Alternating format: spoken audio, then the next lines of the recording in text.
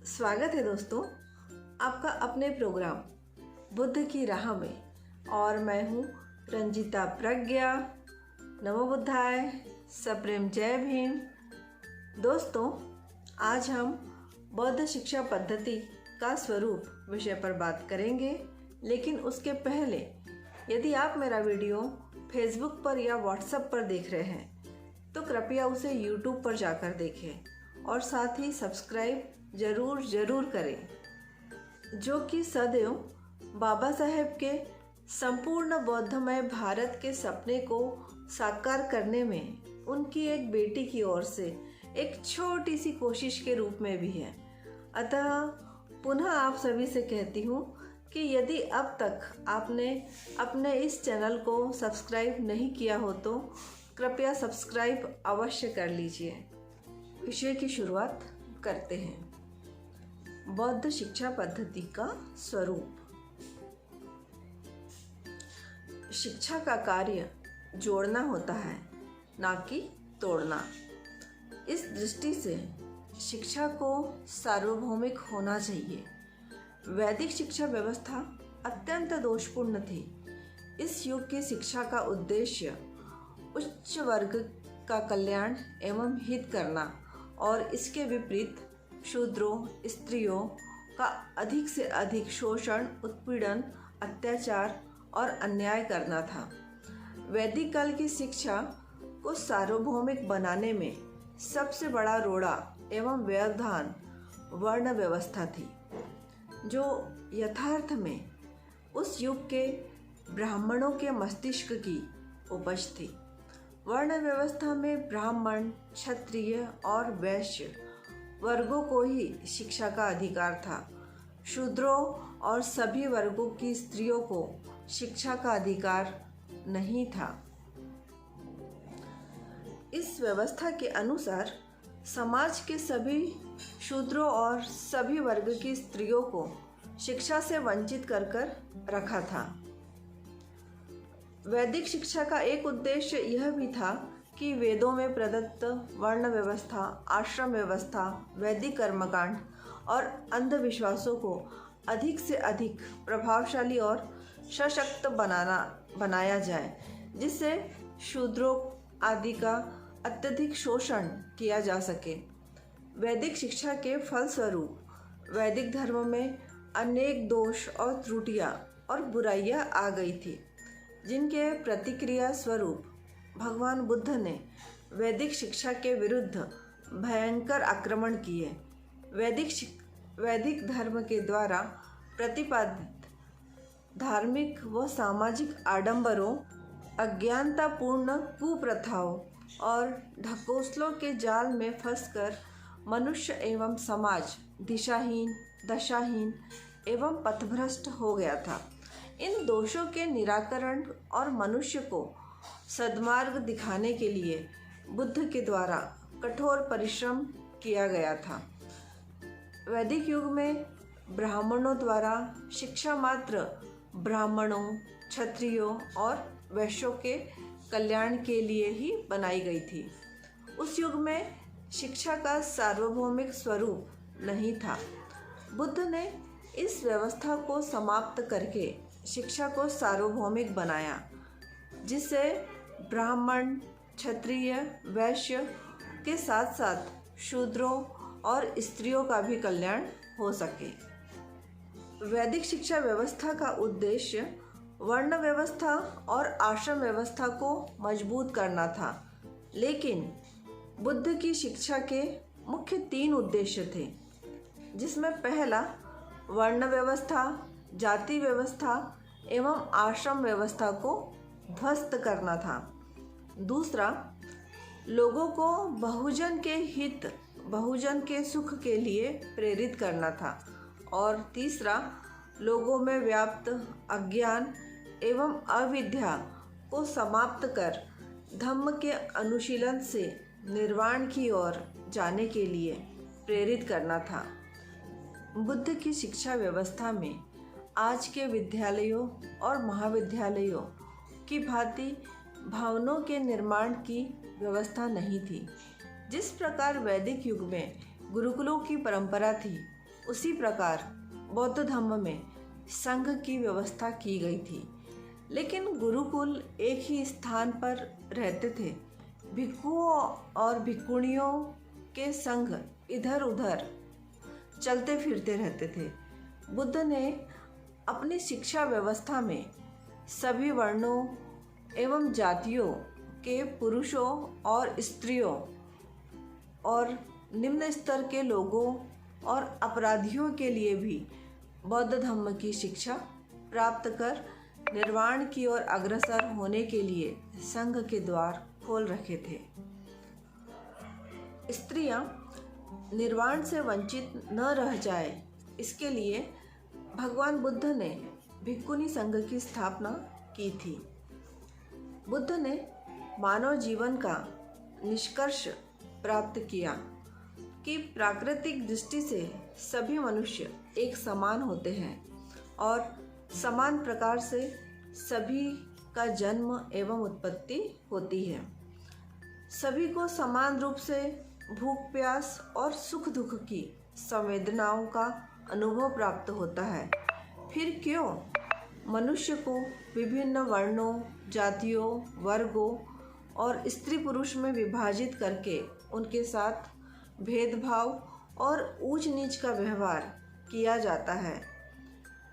बुद्ध ने इस समस्या का सटीक समाधान अपने धम्म के माध्यम से दिया है। ऐसा बुद्ध के पूर्व कोई भी व्यक्ति नहीं कर सका था। भगवान बुद्ध ने जब दीक्षा का आरंभ किया तब उन्होंने दीक्षित होने वाले व्यक्ति की न जाति देखी, न वर्ण, न सामाजिक स्तर देखा, न जन्म का स्थान देखा, न पुरुष देखा, न स्त्री। उन्होंने बिना किसी भेदभाव के सभी को दीक्षा प्रदान करके संघ में प्रवेश दिया था। बुद्ध की इस व्यवस्था ने वैदिकीय वर्ण व्यवस्था, जातिवाद, स्त्री पुरुष के भेदभाव और आश्रम व्यवस्था की कमर ही तोड़कर रख दी थी। बुद्ध ने शूद्रों, अतिशूद्रों, स्त्रियों को शिक्षा प्रदान करने के लिए संघ में प्रवेश देना प्रारंभ किया था। वह कार्य भारतीय इतिहास का अद्वितीय, अतुलनीय और अत्यंत प्रशंसनीय व अभिनंदनीय उदाहरण था। बुद्ध के ज्ञान की प्रक्रिया संवाद द्वारा होती थी।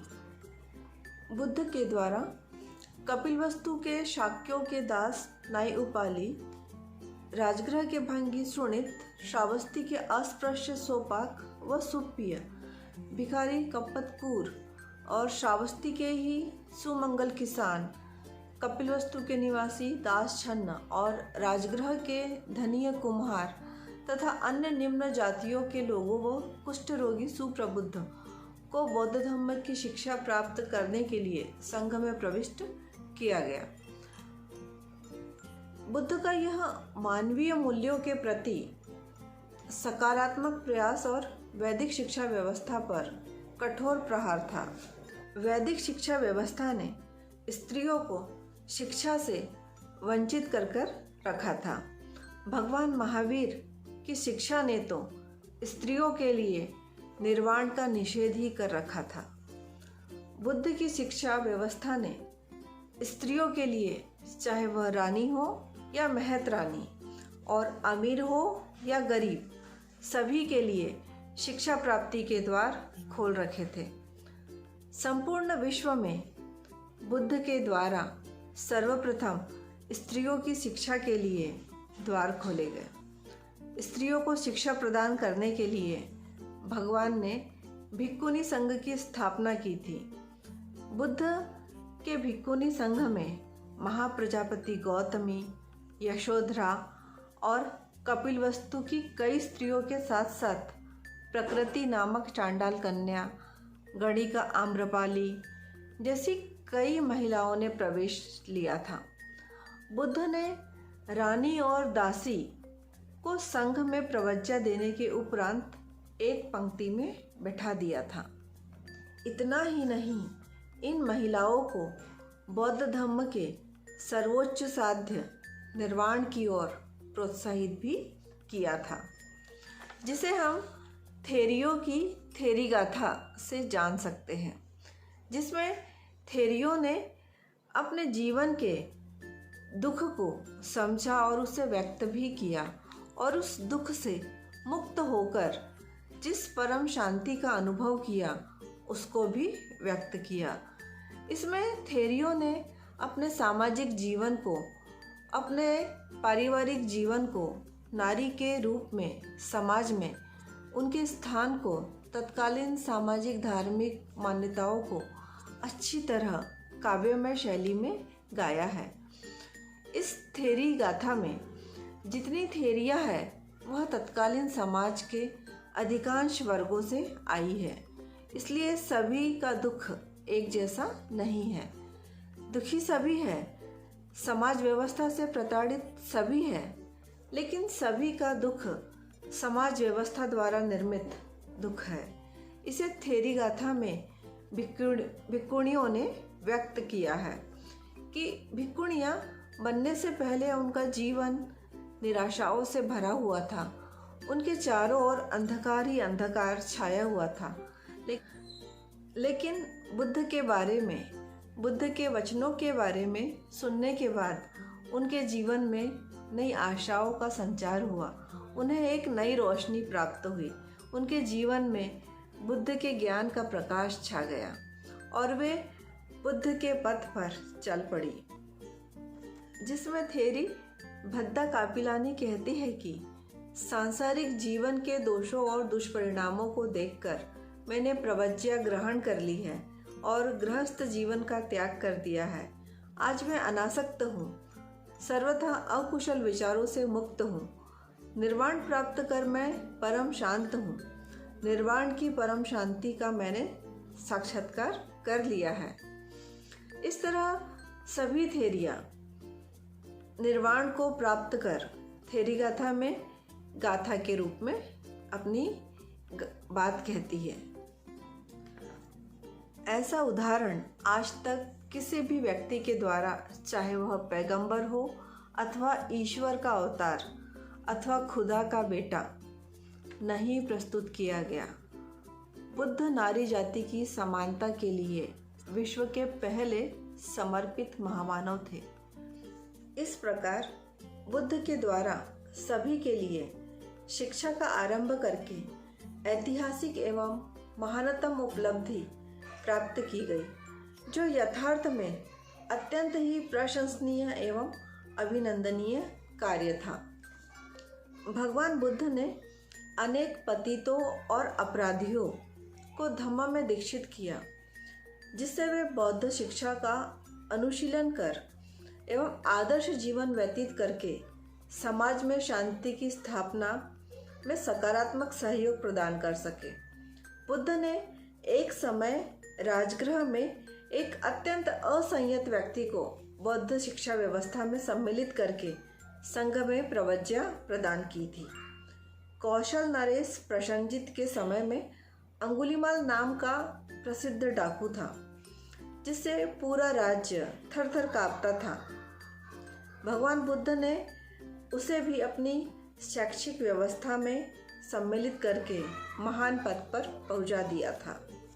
इसी प्रकार राजगृह के दक्षिण की ओर जाने वाले पर्वतीय मार्ग में लगभग 100 किलोमीटर दूर पर लगे दर्रे में 500 डाकू रहते थे और वे दर्रे को पार करने वालों को लूटते रहते थे। भगवान बुद्ध ने उन्हें भी अपनी शिक्षा व्यवस्था में प्रवेश देकर उनके जीवन को आदर्श जीवन बना दिया था और तब उन डाकुओं के द्वारा राज्य में शांति स्थापना के लिए अत्यंत ही सकारात्मक भूमिका का निर्वाह किया गया। इसी प्रकार राजगृह से लगभग 300 किलोमीटर की दूरी पर 122 व्यक्ति रहते थे, जो जानवरों की हत्या करके अपनी जीविका चलाते थे। तब भगवान बुद्ध ने उन्हें भी अपने धम्म की शिक्षा प्रदान करके आदर्श जीवन व्यतीत करने के लिए प्रोत्साहित किया था। बुद्ध के समय से ही संघ के बढ़ते हुए स्वरूप को देखते हुए भगवान बुद्ध के संपर्क में आए कई राजाओं धनाढ्यों के द्वारा भगवान बुद्ध को दान स्वरूप विहार दान किए गए, जिसमें राजा बिंबिसार द्वारा तथागत को वेलुवन उद्यान विहार दान दिया गया।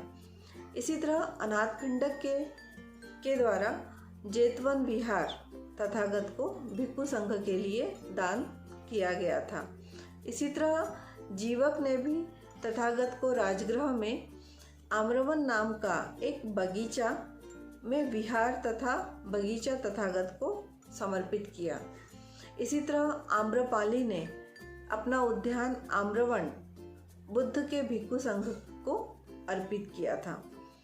तब बुद्ध के संघ द्वारा विहारों में विधिवत शिक्षा केंद्र आरंभ हुए। फिर हम देखते हैं कि सम्राट अशोक के समय में सम्राट अशोक द्वारा बनवाए गए अशोकराम बुद्ध विहार में उस समय 60,000 से भी अधिक भिक्षु निवास करते थे। जिस विहार में 60,000 भिक्षु निवास कर रहे हो, उस विहार की भव्यता का सहज ही अनुमान लगाया जा सकता है। विहार में भिक्षु संघ वर्षावास के उपरांत अध्ययन, चिंतन, मनन करते थे और वर्षावास के बाद भिक्षु अपने ज्ञान द्वारा समाज को लाभान्वित करते थे। ब्राह्मण शिक्षा पद्धति में एक गुरु और उसके थोड़े से शिष्यों का दल रहता था, जिसे गुरुग्रह कहते थे। बौद्ध पद्धति की परंपरा विहारों की है, जिसकी पूर्ति भिक्षु जीवन से संबद्ध है। दोनों का अंतर स्पष्ट है। ब्राह्मण पद्धति गृहस्थ वातावरण की होने से गुरुग्रह विस्तृत बनकर बड़े विश्वविद्यालयों का रूप नहीं ले सके, और बौद्ध पद्धति में शिक्षण समय के साथ साथ कई भिक्षु शिक्षकों के स्वामित्व की संस्था बन गया। इसलिए बौद्ध पद्धति में बड़े बड़े विहार, विश्वविद्यालय निर्मित हो सके, जिसमें हजारों अध्यापक और विद्यार्थी एक साथ रह सकते थे। बुद्ध के बाद उनके तत्वज्ञान की शिक्षा देने के लिए स्वतंत्र केंद्र विहारों को विद्यापीठ, विश्वविद्यालय में रूपांतरित कर किया गया। अनेक बौद्ध भिक्षु भारत में ही नहीं अपितु भारत के बाहर भी बौद्ध धर्म के प्रचार व प्रसार में मग्न रहे हैं। देश विदेश में बौद्ध शासकों, भिक्षुओं व उपासकों ने शतकों तक मानवतावादी बौद्ध धर्म की सेवा करी है। ऐसे अनेक बौद्ध चिंतक हैं जिनका इतिहास काल के गर्त में समा गया है।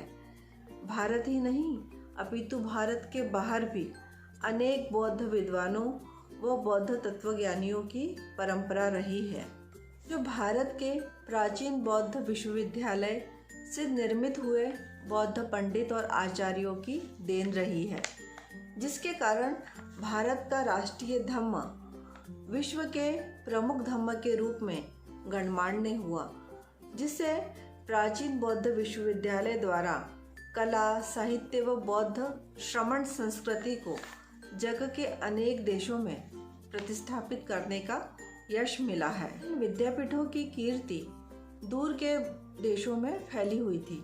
इसी कारण से विद्वान तीर्थयात्री, विशेषतः चीनी, यहाँ खींचे चले आए और उन्होंने इन महाविहारों के प्रत्यक्ष दर्शन पर आधारित वृत्तांत लिखे हैं। ये महाविहार भारत में ऐसे केंद्रों की तरह थे जो अन्य देशों में बौद्ध संस्कृति और ज्ञान फैलाने वाले प्रकाशवाहकों का कार्य करते थे। इन बौद्ध विश्वविद्यालयों की शिक्षा पद्धति ने चीनी यात्री फाइयान, युआनचांग और इत्सिक को भी आकर्षित किया था। 11वीं शताब्दी की शुरुआत में मोहम्मद गजनबी और 12वीं शताब्दी में मोहम्मद घोरी और मोहम्मद बिन अख्तियार खिलजी के प्रहार द्वारा इन सभी विद्यापीठ को विध्वंस कर नष्ट कर दिया गया। आज भारतीय इतिहास का यह महत्वपूर्ण पहलू नष्ट करने का प्रयत्न किया जा रहा है।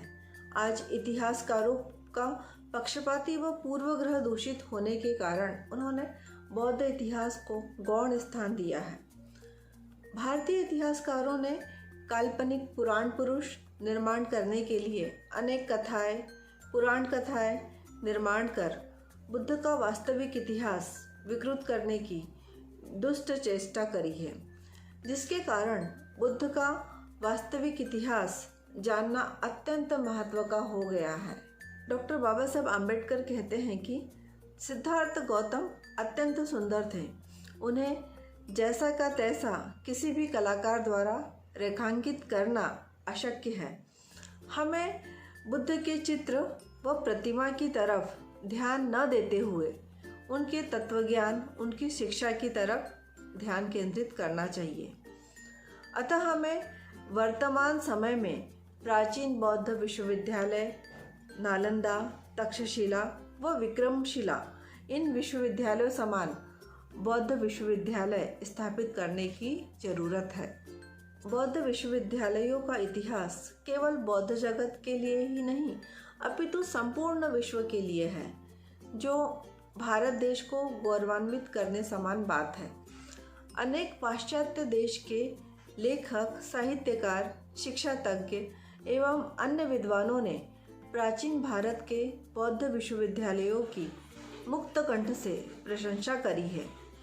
प्राचीन काल के बौद्ध विश्वविद्यालय संपूर्ण एशिया खंड में ही नहीं, अपितु संपूर्ण जग में प्रसिद्ध थे। इन बौद्ध विश्वविद्यालयों में जग के कोने कोने से अनेक विद्यार्थी शिक्षा लेने के लिए आते थे। इतना आकर्षण इन बौद्ध विहार स्वरूप विश्वविद्यालयों का रहता था।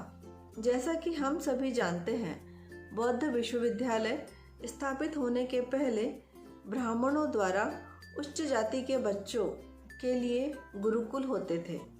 शिक्षा गुरु के आश्रम में रहकर ही पूरी करी जाती थी, परंतु बौद्ध विश्वविद्यालयों द्वारा बौद्ध काल से ही बहुजन हिताय बहुजन सुखाय परंपरा के कारण तथागत बुद्ध के तत्वानुसार प्रत्येक व्यक्ति के लिए शिक्षा के दरवाजे खोले गए। अतः ईसा पूर्व 4वीं सदी से ही बौद्ध काल में बड़े बड़े विहार विश्वविद्यालयों का निर्माण किया गया। इन विश्वविद्यालयों में बौद्ध भिक्षु विद्यार्थियों को प्रत्येक विषयों का ज्ञान, शिक्षा देते थे। भिक्षु आचार्य प्रशिक्षित होते थे, जिसमें विद्यार्थियों की परीक्षा अत्यंत कठोरता से ली जाती थी, जिनमें भिक्षु आचार्य अपने शिष्यों को विनय व धम्म की गाथा बताते थे। साथ ही इन बौद्ध विद्यालयों में अर्थशास्त्र, युद्धशास्त्र, राज्यशास्त्र, व्याकरण, नैतिक शिक्षा, गृह निर्माण विज्ञान, कृषि विज्ञान, औषध विज्ञान, शल्य चिकित्सा विज्ञान, इसी प्रकार अनेक प्रकार के जीवन उपयोगी, राष्ट्र उपयोगी, साथ साथ समाज उपयोगी शिक्षा के द्वारा विद्यार्थियों को पारंगत किया जाता था। बौद्ध विश्वविद्यालयों में सभी प्रकार की पूर्तता करने के लिए धनवान श्रीमंत लोग जमीन दान देते थे, जिनमें हर्षवर्धन, पाल, गुप्त, इस प्रकार के अनेक राजाओं ने बौद्ध विश्वविद्यालयों को आर्थिक तथा अन्य प्रकार की मदद करी थी। इस प्रकार इन बौद्ध विश्वविद्यालयों की ख्याति देश विदेश में हुई थी। इस तरह भारत देश शिक्षा, ज्ञान, दर्शन एवं विज्ञान का प्रमुख केंद्र बना था। इन विश्वविद्यालयों से शिक्षित हुए विद्यार्थियों को समाज में सर्वश्रेष्ठ दर्जा मिलता था। उसी प्रकार विद्वानों द्वारा बौद्ध धर्म की शिक्षा और ज्ञान की सर्वत्र प्रशंसा होती थी, जिसमें तक्षशिला, नालंदा, विक्रमशिला, औदंतपुरी, जगदल और वल्लभी, ये बौद्ध विश्वविद्यालय अपने अपने काल में विश्व प्रसिद्ध हुए थे। इस तरह के बौद्ध विश्वविद्यालय वर्तमान समय में स्थापित होना अत्यंत जरूरी है, जिससे इन बौद्ध विश्वविद्यालयों समान विद्वान, जीवक, प्रसेनजित, नागार्जुन, धर्मकीर्ति, शांति रक्षित, दिक्नाग, असंग, वसुबंधु, परमार्थ, अश्वघोष, नागसेन जैसे महान बौद्ध आचार्यों का निर्माण हो सके, जिससे देश ही नहीं अपितु विदेशों में भी बौद्ध धर्म का प्रचार व प्रसार हो सके।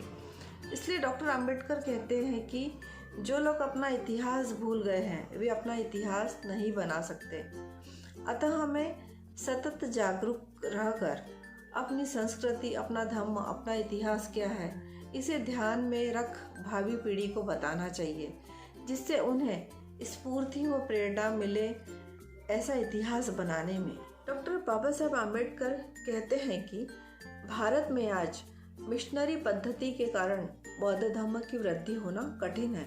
अतः शिक्षा के प्रचार प्रसार के साथ साथ आज धर्म प्रसार होना आवश्यक है। बाबा साहब इस बात को ध्यान में रखते हुए कहते हैं कि भारत में मद्रास, मुंबई, नागपुर व दिल्ली इन महत्वपूर्ण शहरों में भव्य बौद्ध विहार बांधना चाहिए। साथ ही मद्रास, नागपुर, कलकत्ता व दिल्ली इन शहरों में बौद्ध विद्यालयों व महाविद्यालयों की स्थापना करना चाहिए, जिससे लोगों में बंधुत्व का विकास हो। ऐसे बौद्ध विश्वविद्यालयों की निर्मित द्वारा बाबा साहेब भारत में पुनः बौद्ध धर्म का पुनरुत्थान चाहते थे। हम आज भारत की शिक्षा पद्धति में शिक्षा का पूरी तरह निजीकरण, व्यापारीकरण एवं बाजारीकरण देख रहे हैं, जिनमें उच्च शिक्षण संस्थाओं का अनुसूचित जाति, जनजाति के प्रति बढ़ता हुआ भेदभाव देखने को मिलता है। जातिगत आधार पर अन्याय, अत्याचार दिन प्रतिदिन बढ़ता जा रहा है। शिक्षा के माध्यम से विद्यार्थियों को रामायण, महाभारत और पुराणों में प्रदत्त कपोलकल्पित एवं पाखंडपूर्ण बातें बताई जाती है। डॉक्टर अंबेडकर इस प्रकार की शिक्षा के समर्थक नहीं थे। डॉक्टर अंबेडकर कहते थे कि जब तक भारतीय शिक्षा का आधार वैज्ञानिक दृष्टिकोण नहीं होगा, तब तक भारत का विकास संभव नहीं है। आज भारत में जो शिक्षा पद्धति है, वह जो शिक्षा पद्धति लागू करने का प्रयास किया जा रहा है, उसमें समानता, स्वतंत्रता, बंधुता एवं न्याय इन मूल्यों की अत्यंत कमी है, जो कि बुद्ध की शिक्षा का मूल है, जो कि हमारे संविधान की उद्देशिका के मूल तत्व भी है। यदि हम भारत में भारतीय संविधान के इन मूल्यों समता, स्वतंत्रता, न्याय और बंधुता की प्रतिस्थापना करना चाहते हैं, तो भारतीय शिक्षा पद्धति में बुद्ध की शिक्षाओं का समावेश करना अत्यंत महत्वपूर्ण है, जिससे भारत का सही मायने में विकास होगा, जिस पर भारत सरकार को विचार करना ही चाहिए। और विहारों का महत्व सही मायने में तभी फलीभूत होगा जब हमारे आज के विहार प्राचीन समय के विहारों की भांति शिक्षा के केंद्र हो। विहार बुद्ध की शिक्षाओं के विद्यालय हो, विश्वविद्यालय हो, तभी समस्त बौद्धों का एवं समाज का विकास संभव है। इसी के साथ विदा लेती हूँ दोस्तों। मिलते हैं फिर किसी नए सार्थक विषय के साथ।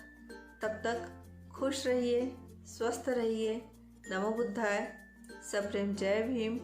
धन्यवाद।